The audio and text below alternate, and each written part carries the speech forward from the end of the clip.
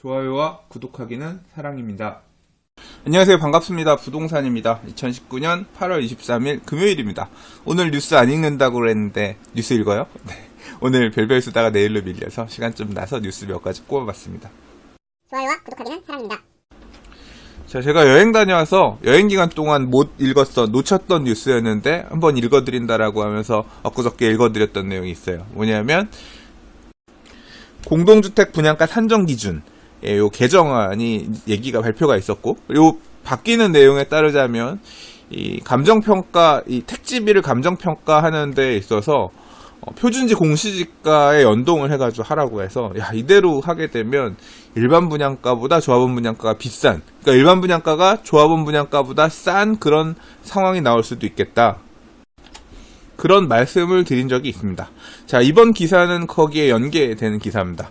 자, 이 분양가 상한제에서 땅값을 볼 때, 그러니까 이 재개발, 재건축과 같은 정비사업의 땅값을 볼 때 이중잣대가 적용된다라는 겁니다. 왜냐하면 재건축은 그 얘기대로 공시지가대로 보면 공시지가인 건데, 일반 사업, 일반적으로 다른 분양가 상한제, 일반 민영택지 같은 경우는 매입 가격을 내가 얼마 주고 샀다라고 하면 매입 가격을 인정해준다는 거잖아요. 그러니까 얘는 제 가격을 인정을 해주는데, 이 재개발, 재건축 같은 경우는 시가에 비해서 거래하는 가격에 비해서 현저하게 미치지 못하는 공시지가를 기준으로 한다는 거는, 이건 사실상 차별이다, 이중잣대다, 그런 관점에서 설명하고 있는 기사입니다. 자, 한번 보세요. 전체 분양가에서 땅값이 차지하는 비중이 50%에서 70%까지 달하는데, 실제로 집값이 비싼 지역들 같은 경우는 비중이 되게 높죠.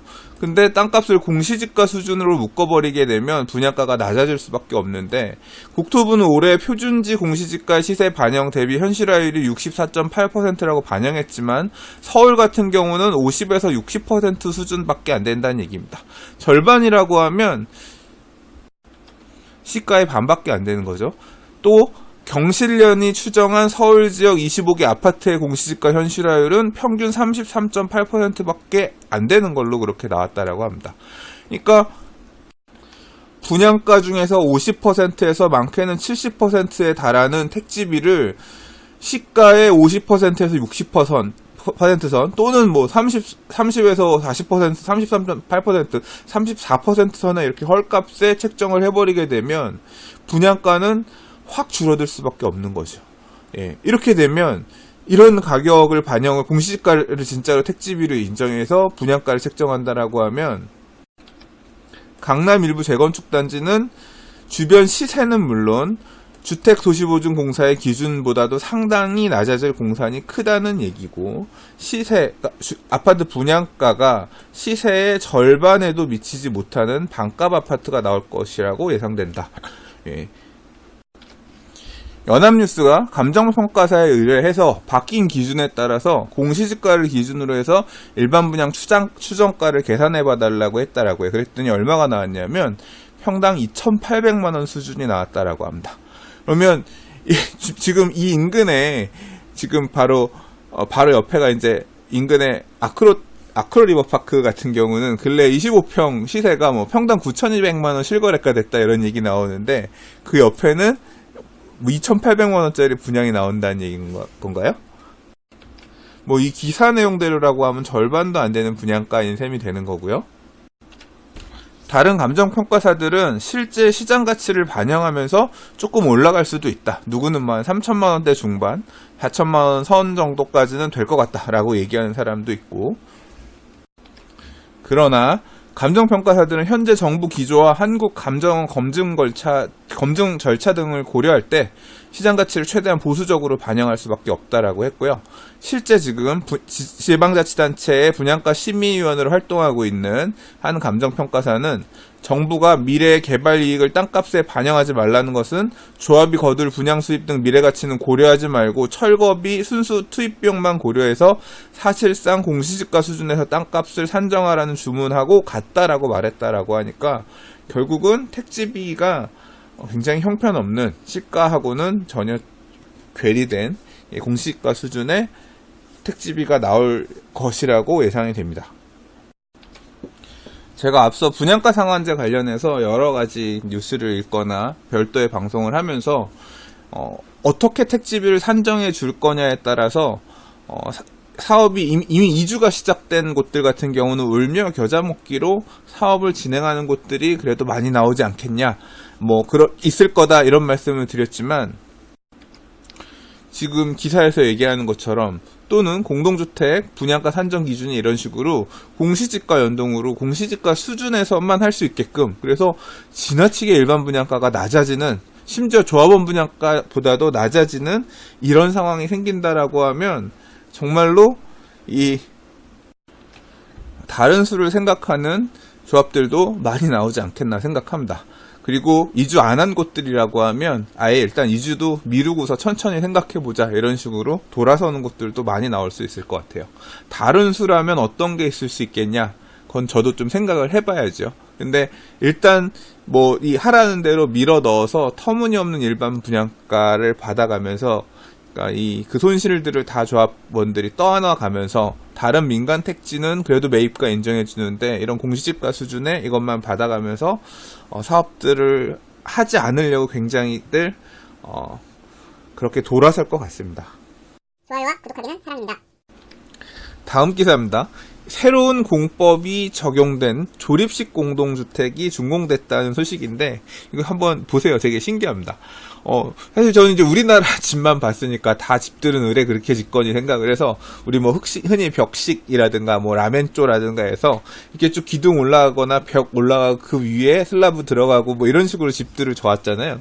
그래서 사실 우리나라 집 짓는 것만 봤는데, 제가 유튜브에서 필리핀의 집 짓는 모습을 언젠가 봤는데 되게 웃겼거든요. 왜 되게 웃기냐면, 이게 거기서 집을 짓는 게 아니라 공장에서 벽체를 이렇게 다, 벽이 콘크리트 구조물로 돼가지고 와요. 그러면 그걸 갖다가 크레인으로 세운 다음에 옆에다가 이렇게 철사로 묶는다 그래나, 묶어가지고 블럭블럭을 맞춰가지고 집을 지으니까 진짜 금방 짓더라고요. 근데 조금 엉성해요.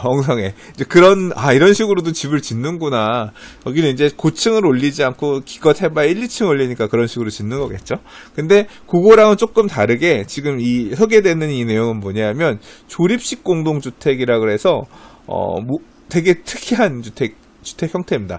이 그림을 보시면 조금 이해가 되실 텐데, 기둥과 보가 하중을 받는 라멘식 적층 방식, 그 다음에 벽체가 하중을 받는 벽식 적층 방식, 이런 게 있는데, 인필식이라고 하는 형태로 지어진 거래요. 뭐냐면 그림에서 보니까 이렇게 뼈대를 만들고 뼈대 안에다가 집을 블록화해가지고 만들어 끼워 넣는 거잖아요. 그러니까 지금 이 위에 그림을 보면 뼈대를 만들고 그 안에다 블록들을 이렇게 집어 넣은 형태의 집인가 봐요. 자, 천안에서 지금 이 아파트가 준공이 됐는데, 천안 두정 실증단지의 모듈러 공동주택에는 처음으로 인필식 공법이 적용되었는데, 뼈대가 있는 구조체에 박스 형태의 모듈을 서랍처럼 끼워 넣는 방식이고, 이런 인필식 공법은 기존의 적층식 모듈러 방식, 이런 식으로 기존에 준공했던 것보다 훨씬 층간 소음이 완화되고 구조 안전성이 강화되고 고층 구조에도 적용이 수월할 것으로 기대되는 형태였다라고 합니다. 왜 그럼 집을 이런 식으로 짓느냐? 이렇게 집을 짓게 되면 굉장히 빨리 지을 수 있나 봐요. 공장에서 이 블럭을 갖다가 계속 공장에서 블럭만 만드는 거죠. 창호, 외벽체, 전기배선, 배관, 욕실, 주방기구 등의 자재와 부품이 포함된 박스 형태의 모듈을 공장에서 계속 만들기만 하고, 이걸 배달해가지고 가서 앞에다 끼워 넣기만 하면 되는 거죠. 현장에선 조립해서 끼워 넣기만 하면 되기 때문에 기존에 짓던 방식에 비해서 50% 이상 공기 단축이 가능하다. 빨리 지을 수 있고, 그 다음에 이렇게 지어진 모듈은 나중에 해체 후에도 재사용할 수 있고, 필요에 따라서 전체적으로 좀 다른 느낌으로 리모델링하고 싶다라고 하면 이 모듈을 빼내가지고 다른 형태로 디자인된 모듈을 갖다 꽂아 넣을 수도 있을 거잖아요.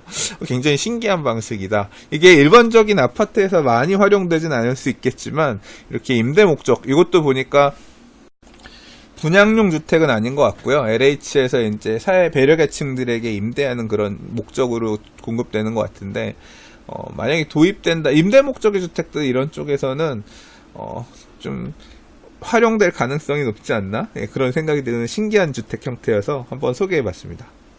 좋아요와 구독하기는 사랑입니다. 변창흠 LH공사의 사장님께서 간담회를 하면서 이런 얘기를 하셨습니다. 3기 신도시 분양 모델을 다양화하겠다. 그러면서 이익공유형 주택을 추진하겠다라고 했는데요. 이익공유형 주택이라는 게 뭐냐? 분양가를 싸게 주는 대신에 이득이 많이 남으면 사업시행자 나라하고 그 다음에 분양계약자하고 수익을 나누자. 남는 거는 국가도 좀 먹게 해줘. 이런 주택을 도입하겠다라고 합니다. 이게 진짜인가 싶어서 봤더니 아예 그렇게 설명을 하고 있네요. 자, 이명박 정부 시절 공급한 보금자리 주택도 3억 원에 분양받은 주택이 12억 원으로 뛰었는데 시세 차익의 일부를 공기업이 회수할 장치를 마련했으면 하는 아쉬움이 있다. 야, 그 3억에서 12억에 오른 거 우리도 좀 먹게 해줘, 이 얘기인 거죠. 시세의 80%에서 90% 수준으로 분양하면서 시세 차익을 분양 계약자, 입주자가 모두 누리는 주택도 마련해야겠지만, 그러니까 100% 다 주는 주택도 있어야 되지만, 애초에 반값 수준으로 분양하되 집값이 많이 오르면 시세 차익도 사업 시행자 또는 이제 공기업, LH가 먹을 수 있는 그런 주택도 있어야 된다라고 강조했다라는 거 보니까 진짜로 딱 그 얘기예요. 참 3기 신도시는 이슈가 많네요. 이제 공급되는 물량들 중에 일부는 지금 얘기한 것처럼 이익을 공유하게 되는, LH하고 이익을 공유하게 되는 이런 주택 물량들이 있기 때문에 청약할 때 분양가는 조금 높아도 100% 내가 다 먹을 수 있는 거 청약을 할 거냐, 아니면 조금 덜 먹더라도 LH랑 나중에 팔고 나면 차익 시익을 나누는 형태의 이 주택을 청약할 거냐, 관심들이 좀 많이 나뉠 것 같습니다. 당연히 100% 다 먹을 수 있는 분양주택 같은 경우는 뭐 청약 경쟁률이 높겠죠. 또는 가점 커트라인이 높겠죠. 공공 분양 물량이라고 하면 납입 회차 커트라인이 되게 높게 나오겠죠. 많이 뺏기는 LH랑 나눠 먹어야 되는 것 같은 경우는 뭐 커트라인이라든가 통장 납입 회차나 이런 게 조금 차이가 나겠죠. 청약통장 들고 계신 분들 입장에서는 어떤 게 가능성이 있느냐 따져보고 접근하는 게 맞지 않을까 싶고요. 근데 웃긴 게 이렇게 공공택지에서 분양받게 되면 10년 전매 제한 받는데 이렇게 LH한테 수익을 나눠주는 형태로 분양을 받으면 요거는 분양가 시세 차익을 나누기로 한 거기 때문에 별도의 전매 제한을 정하지 않는데요. 그러니까 치고 빠지는, 그러니까 분양받았다 나중에 팔고 나갈 사람 같은 경우는 LH랑 손잡으면 LH 거 받으면 이게 이득일 수도 있는 거죠. 그렇게 따진다고 보면 또 단기간에 전매를 생각하고 들어가는 사람들은 좀 덜 먹어도 치고 빠지고 나갈 수 있다, 전매 제한 없다라고 하면 이익공유형 주택 분양받는 거 이게 낫겠네 하면서 이쪽으로 갈 수도 있죠. 이게 투기 조장 아닌가요? 자, 아무튼 LH가 생각할 때는 이런 방식으로 분양가 문턱을 낮출 수가 있고 정부는 시세 차익의 일부를 환수할 수 있는 일거양득이라고 강조했다라고 하는데 그렇게 보이시나요? 저는 잘 모르겠어요. 3기 신도시는 저층 고밀화 형태로 개발해야 된다라는 얘기에서부터 지금 이익공유형 주택 분양 등등 이제까지 보았던 어떤 신도시와는 조금 다른 모양의 얘기들이 많이 나오고 있는데 어떤 모습이 나올지 궁금합니다. 좋아요와 구독하기는 사랑입니다. 자, 오늘은 공유 오피스 관련해서 한번 기사를 읽어볼게요.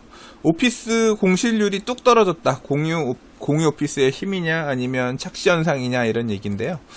자, 오피스 공실률이 굉장히 내려갔습니다. 그 이유는 공유 오피스 회사들이 10년 이상 장기 계약을 큰 건물들의 일부 층들을 이렇게 빌려 쓰는 형태의 장기 계약을 하면서 장기로 안정적으로 임대해서 많은 면적을 쓰는 임차인들이 늘어나니까 공실이 상대적으로 줄어드는 상황인 거죠. 근데 그러면 그렇게 채워준 공유 오피스들이 실제로 내부적으로 그 공유 오피스라는 게 사실 본질은 전대업이란 말이에요. 하는 얘기는 그 안에서 회사들을 인큐베이팅하고 어쩌고 입점하는 소규모 회사들 사이에 어떤 무슨 네트워크를 만들고 그 과정에서 뭔가 더 큰 비전을 만든다 등등 얘기는 있지만 사실은 아직까지는 좀 밖으로 보이는 모습은 전대란 말이에요. 빌딩의 많은 층들을 일부 임대해서 다시 재임대 놓는 형태거든요. 그렇기 때문에 전대업이기 때문에 본질은 임대받은 임대료보다 전대받을 때 임대료를 더 높게 받아야 되는, 그 과정에서 인테리어라든가 들어갔던 비용들, 유지 비용들을 뽑아내고 그 다음 수익을 내야 되는 그런 구조거든요. 기본적으로 임대를 해야 전대를 할 수 있기 때문에 공실률은 당연히 낮아 보이겠죠. 근데 핵심은 전대를 들어오는 전차인들이 많아야, 그러니까 결국은 이 공유 오피스를 채워주는 최종 임차인들이 많아야 실질적으로 공실률도 낮다는 얘기입니다.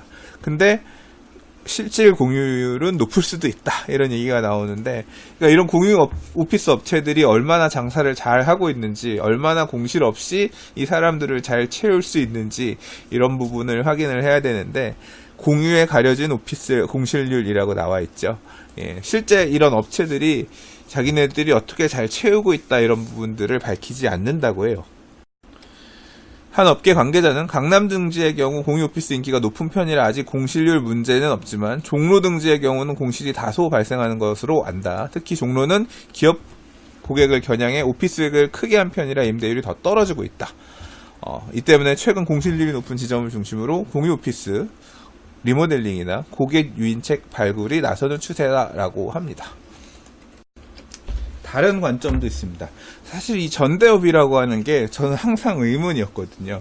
전대업의 약점은 뭐냐면 임대업을 이길 수가 없어요. 이 전대라고 하는 거는 통으로 빌려서 재임대를 하면서 임대료를 더 높게 받아야 되는데, 애초에 건물을 들고 있는 건물주가 큰 면적으로 하지 않고 자기가 인테리어 해가지고 자기가 직접 받는다라고 하면, 자기가 직접 임대를 지금 공유 오피스처럼 놓기 시작한다라고 하면, 그러면 누가 이길 거냐? 사실 임대료를 내야 되는 입장이 건물주에 비해서는 취약할 수밖에 없거든요. 특히나 우리나라 같은 경우는 이런 부동산 자산을 깔고 있는 대기업들, 어떻게 하면 우리가 갖고 있는 건물들 임대를 잘 놓을까 하는 입장에서 저 공유 오피스 된단 말이야? 그럼 우리도 저거 하자. 그런 식으로 할 거라고 생각했죠. 지금 이 얘기는 그 얘기입니다. 건물주가 직접 공유 오피스를 연다, 공실을 직접 회수하겠다라고 해서 공유 오피스가 급격하게 늘어나고 있는 모습을 나타낸 건데, 작년 7월에 개수가 16개에서 31개였는데 법인 숫자 같은 경우는 304개, 매물 숫자 같은 경우는 475개, 30배 정도 늘어났대요. 그러니까 참 우리나라도 한번 뭐 된다라고 하면 여기저기서 몰려드는 것 때문에 레드오션 되는 거는 진짜 금방인 것 같아요.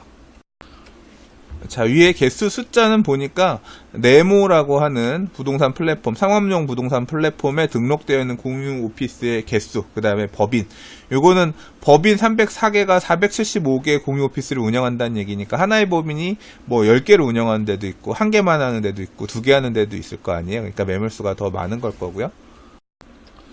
자, 초기에는 거대 자본과 인력을 바탕으로 유어크 패스트5 등의 업체들이 시장 주도했고, 이후 신세계 인터내셔널, 롯데자산개발, 한미글로벌 등 국내 기업이 공유 오피스 사업에 발을 들였고, 기존 건물들을 재임대하는 형태, 그러니까 전대업으로 가다가 그다음에 그 이후부터는 건물을 보유한 기업이 공유 오피스 사업을 시작한 사례들도 있고, 업계 관계자는 공유 오피스 시장이 커지면서 빌딩 건물주 등이 인테리어 설비 등을 잘 갖춰 공유 오피스 브랜드를 설립하는 경우도 많아졌다라고 말했다고 합니다. 그리고 사실은 이게 시작일 수도 있습니다. 엄청나게 많이 늘어날 수도 있을 것 같아요. 자, 일단 공급 측면에서는 이렇게 늘어나는 게 맞는데, 수요 측면에서는 이 공유 오피스가 계속 원하는 만큼 말 그대로 임대를 구하려는 임차인들은 공유 오피스로 들어간 수요도 쫓아가 줄 거냐, 이런 부분도 생각해 봐야 되는데, 제가 아는 분들 중에서 공유 오피스 들어가 있었던 분들이 좀 있었거든요. 근데 그분들 중에서 상당수가 나왔어요.